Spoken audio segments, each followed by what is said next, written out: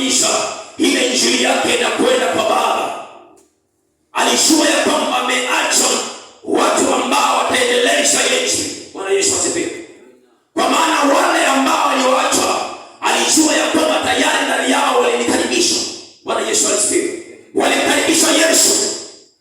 Ndio maana Yesu alipokuwa sasa anaenda mbinguni, alijua kwamba ameacha kundi ambalo litaendelea katika ishara ya mbinguni. Bwana Yesu asifiwe. Aliacha mitume wakina Petro waliokubali Yesu kukaa ndani ya mioyo yao na kuendelea kufanya mambo makubwa. Bwana Yesu asifiwe. Yale ambao mambo Yesu Kristo aliyafanya, kuponya watu, kuponya viwete, vipofu, wale mitume ndio walioendelea kuwaponya watu na kuwatendea watu mashuhuri. Bwana Yesu asifiwe. Sasa tunamsoma mtu mmoja aliyekuwa karibu sana na Yesu, Petro. Bwana Yesu asifiwe. Biblia inasema kwamba katika kitabu cha Matendo ya Mitume 9 kuanzia mstari wa 1, basi kanisa likapata raha katika Uyahudi wote na Galilaya na Samaria, likajengwa likaendelea na kuongezeka katika kicho cha Bwana na faraja ya Roho Mtakatifu. 32 inasema kwamba hata Petro alipokuwa akizunguka pande zote, akawateremkia na watakatifu walioko Linda, akamwona mtu mmoja huko jina lake Ainea. Mtu huyo amelala kitandani miaka 8, maana alikuwa amepooza.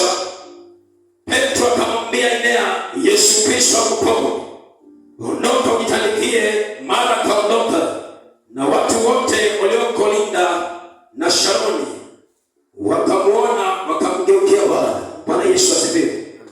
Haleluya. Yale mambo ambao wale mitume waliotenda, yale mambo yote ni kwa sababu walikuwa tayari wamekaribisha Yesu ndani yao. Hata wakati walipoanza ile uinjilisti wao, kuhubiri injili, Bwana Yesu asifiwe, walijua kabisa ndani yao walikuwa wamebeba mtu ambaye sio kawaida. Bwana Yesu asifiwe. Ndio maana Biblia inasema ya kwamba Petro alipokuwa sasa ameteremkia, akawateremkia hata mji mmoja uliokuwa unaitwa Linda. Bwana Yesu asifiwe. Akaenda akaona mtu mmoja ambaye tayari alikuwa amepooza. Bwana Yesu asifiwe. Miaka mingi amepooza na amelala kitandani.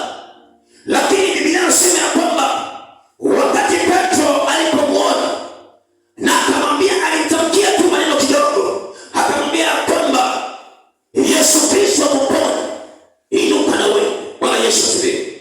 Kwa maana Kristo ni Petro alijiamini na yule aliyembeba ndani yake. Bwana Yesu asifiwe. Haleluya. Kuna watu ambao wamekosa kukaribishwa Yesu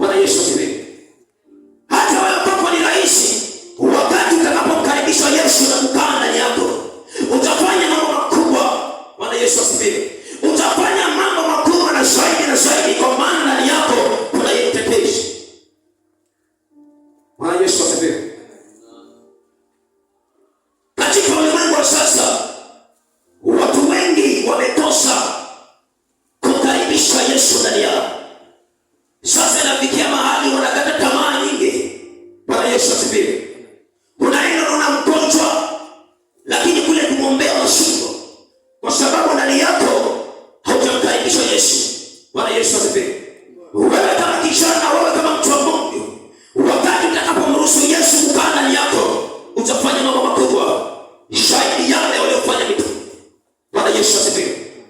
Haleluya. Maana Petro na Yohana, kitabu cha Matendo ya Mitume 3:1, Biblia inasema ya kwamba ilikuwa ni desturi yao kwenda katika hekalu kuomba. Ilipofika masaa ya saa 9, wanashikana pamoja wanaenda kuomba. Bwana Yesu asifiwe. Kwa maana wale watu walishiamini ndani yao, yule waliombeba alikuwa si mtu wa kawaida. Bwana Yesu asifiwe. Ilikuwa ni Yesu Kristo. Amen.